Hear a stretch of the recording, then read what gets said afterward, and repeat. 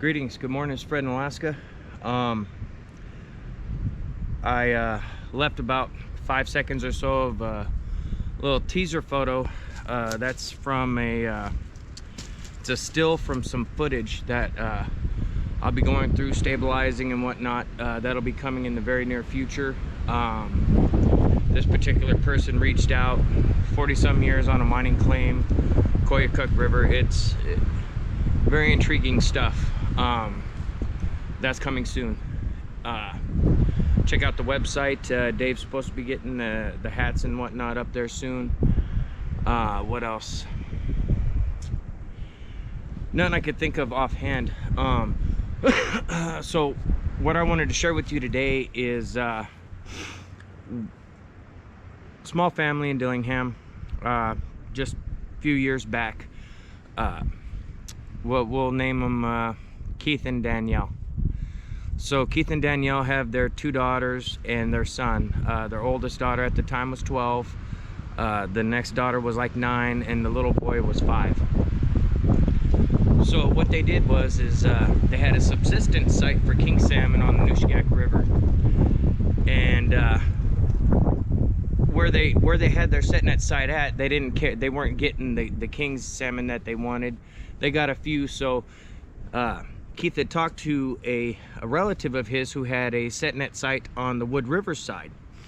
And if you look at the map, it comes into Nushagak Bay. You got Dillingham, then the Nushagak branches off to your, it would be the right, and then the Wood River cuts up to Aleknagik. So his plan was to take the wife and family, go get his king net. He brought his red gear for subsistence, and basically it's just different shackle size for the smaller salmon, gill net. Anyway, so they get out there, they pull his gear, they stack it up, and everyone uses a sign saying, you know, it's basically for Fish and Game and whoever else, this is so-and-so set net site, you know, for subsistence, whatever, with a number on it. So he grabs his sign, grabs his gear, and they go up to the Wood River. Now, when they get to his friend's site, his friend's gear was out, and he agreed that he would pick the fish and stack the gear up on the bank and just temporarily take his sign down and put his up, and so on. So he had it worked out. So he gets up to his buddy's site, or his relative's site, and typically what we do is one end is anchored out into the river or the water, wherever it's at, and the other end is attached to the bank. And so what we'll do is we'll pull up with the bow of the skiff and pull the gear up on top and go through and pick the fish out. And kind of use the net to pull yourselves towards shore or out, or however you work it out, but typically to pick the fish right into the boat. So he goes through, he picks a few fish out and whatever, and they pull his gear, and as he stacks the shackle and he takes the sign down, his daughter, his 12-year-old daughter, says, Dad, that man is waving at us. So he's up on the bank, you know. So he's looking around, he turns back, he's like, what man? And she goes, he's in the woods. He didn't, and it wasn't necessarily woods, it was a bunch of willows and alders at that point on the river. It hadn't got into the timbers quite yet. And so he goes, there's no one up here, sweetheart, and he continued doing what he was doing.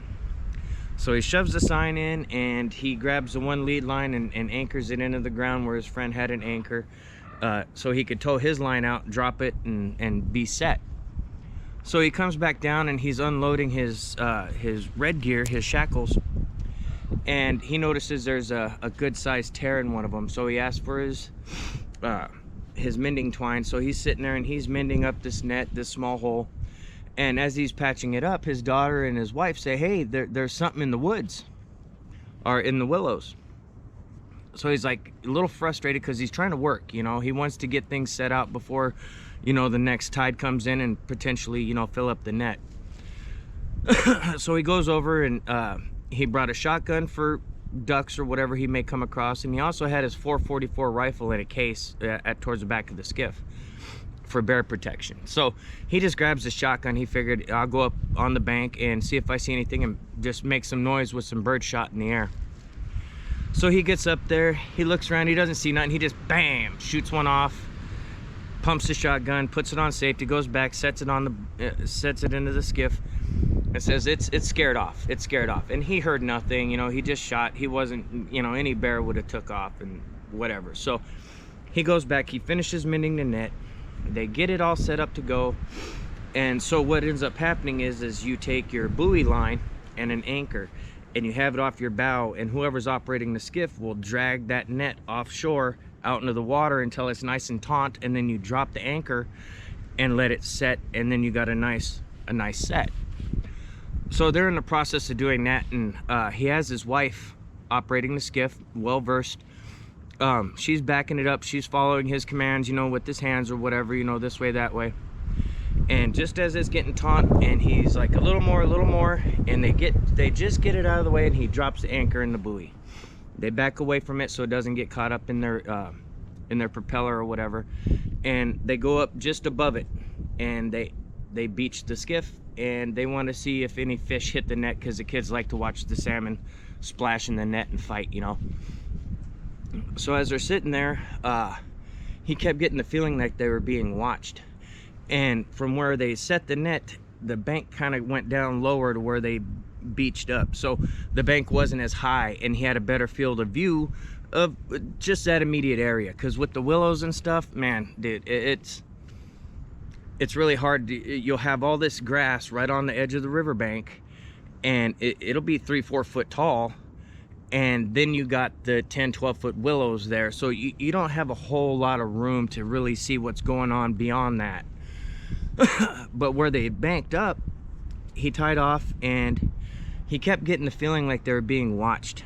And so he goes to the back of the skiff, he pulls out his Marlin 444, and he loads up about 3 rounds, racks one in, and tells his wife something feels off, and she said, I feel it too. Well, his daughter kept trying to interrupt, and he kept cutting her off. Hey, don't interrupt, adults are talking, you know. And in his mind's eye, it was, I need to discuss with my wife what to do if a bear comes, you know, because that's what they were thinking. Well, as they're discussing this, the daughter keeps interrupting, and so he gets upset. And Keith goes, what are you interrupting us adults for? And she goes, Dad, that man is waving. And he's like, man is waving. So he looks around, and he sees darkness in the willows kind of ducked down. And he was like, what the hell? So So he asked the daughter, who was it? You know, because they know everybody. You know, who was it? Was it an elder from Aleknagik? Was it someone from Dillingham? Who was it? She goes, I don't know. He was wearing a coat. And he said, a coat? What kind of coat? She said, a fur coat. He stood up. He waved at me. He motioned for me. And then when you turned, he ducked down. And he goes, okay. Well, he decides what he's going to do is get out of the skiff, walk along a little further upriver, get up onto the riverbank, and kind of have the wife and the kids over here hopefully get an eye on whatever's waving at his kid, you know, or whoever's waving at his daughter. And as soon as he said, I'm gonna walk up a little ways, immediately his wife, the 2 daughters, and a little boy, they all, no, don't go, because there was a feeling in the air. The air changed. He was like, just calm down, we ain't scared of bears, we're protected. You know, he had the 444 Marlin, big whopper of a round. It was basically a 44 mag, just a lot longer casing with a lot more oomph behind it. So he wasn't concerned about the bears in that aspect. So he calmed them, said, hey, it'll be okay. He gets up, goes ahead of his plan, gets up to where he figures it'd be a good vantage point. They're lucky the wind is coming towards them, so he wouldn't be winded. And he's just kind of took his hat and everything off, and he's just kind of peeking up through the grass, kind of watching those willows where he saw the dark movement. Now, as he's doing so, he decides, you know, since I'm over here, he didn't like smoking in front of his kids, so he lit up a cigarette. Since the wind was blowing into his face, he figured he'd be good and not get winded. So as he's lighting his cigarette and smoking, he notices dark movement. So he immediately, you know, stops what he's doing and starts looking. And he sees, he said it looked like something going like this in the brush. And he said he couldn't make it out because of how things were with the willows. It was silhouetted because the sun was rising from that direction. And this is in the wee hours of the morning, just as the sun's coming up. And again, Atlanta, the midnight sun at that time of year, it doesn't it doesn't fully get dark. So there was plenty of light, and that, you know, he could see just fine, but just the way things were going down, he couldn't make out what this motion was, because that's all he was seeing out of the willows was like a single arm going like this, and it made no sense. And he hears his daughter start screaming, and he sees the willows moving, but from his vantage point, his family's off here to his right, and he's kind of looking. I guess the family would be off between like the 2 and 3 o'clock position-ish, 2:30ish position, and his 12 o'clock was directly at this thing. So he's looking, and he can see the movement, but he can't make out anything because, again, it's silhouetted. And so he decides, okay, he puts out a cigarette, puts it in his pocket, he grabs his rifle, puts his hat on, and he ducks down and goes, it's kind of a cut bank a little bit. And so what he does is he ducks down below the bank line and kind of shimmies on over closer to his family to get a better look at what's going on. And if he has to shoot, he's between his family and this bear at the time, is what he was thinking, but acting strange bear.